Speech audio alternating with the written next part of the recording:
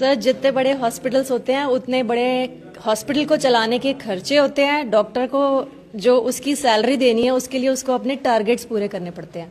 अच्छा, जब तक टारगेट पूरे नहीं होंगे तो उसको उसकी तो सैलरी टारगेट कौन है? एलोपैथी डॉक्टर का है। तो टारगेट तो मतलब टारगेट का मतलब जैसे ये पेशेंट है, टारगेट है। अब बड़े बड़े हॉस्पिटल्स के लिए टारगेट ही है, टारगेट पूरे करने पड़ेंगे। अभी मैंने एक खबर देखी थी कि सैकड़ों पेशेंट को बिना वजह स्टंट डाल दिया, तो वो भी टारगेट है। सर मैं ये इसके बारे में कमेंट नहीं कर सकती कौन से डॉक्टर ने स्टंट्स डाले हैं, लेकिन टारगेट्स पूरे करने पड़ते हैं। जितना बड़ा हॉस्पिटल है उसके खर्चे पूरे करने के लिए आपको टारगेट्स पूरे करने पड़ते हैं। तो आचार्य आप जी, हॉस्पिटल को रेवेन्यू जनरेट करके नहीं दोगे तो हॉस्पिटल को आपका बेनिफिट क्या है? तो आचार्य जी बहुत बड़ी बात कही है मैडम ने हॉस्पिटल के लाभ के लिए कि अगर हॉस्पिटल को रिवेन्यू जनरेट करके नहीं दिया तो कैसे आप डॉक्टर हैं। मैडम कह रही मैंने खबर पढ़ी नहीं, मैं पढ़ा ये देता हूँ। देखो, और दैनिक भास्कर की खबर है ये देख लो खबर पढ़ी है भैया, मैंने, लेकिन ये देखो मैं खबर डॉक्टर पढ़ी का है। नाम नहीं लेना नहीं नाम लेना ही नहीं हमने, ये देखो क्या लिखा हुआ है। नाम ना, नहीं वो तो जेल में चला गया है। 800 ऑपरेशन 6 करोड़ की बिल योजना को मिला। गुजरात में डॉक्टर ने 105 सेहतमंद लोगों को ऑपरेशन कर लगा दिए स्टेंट।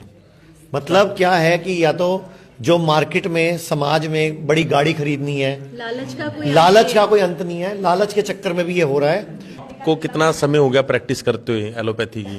सर मुझे 17 इयर्स हो गए एलोपैथी प्रैक्टिस करते हुए। तो और सर हस्बैंड वाइफ डॉक्टर्स हैं। अच्छा अच्छा, तो आपको कितना टाइम हो गया सर प्रैक्टिस करते हुए? मुझे हो गए हैं 14 साल। तो सर जैसे कि आपकी धर्मपत्नी ने आज हमें बहुत विशेष चीज़ बताई कि जितने बड़े हॉस्पिटल्स होते हैं उनके टारगेट्स होते हैं और उन टारगेट्स को अचीव करने के लिए बहुत कुछ करना पड़ता है। तो उस टारगेट का मतलब तो सीधा सीधा यही हुआ कि वो पेशेंट ही टारगेट होते हैं। बिल्कुल टारगेट होते हैं। आप मेरा एक्सपीरियंस सुनेंगे।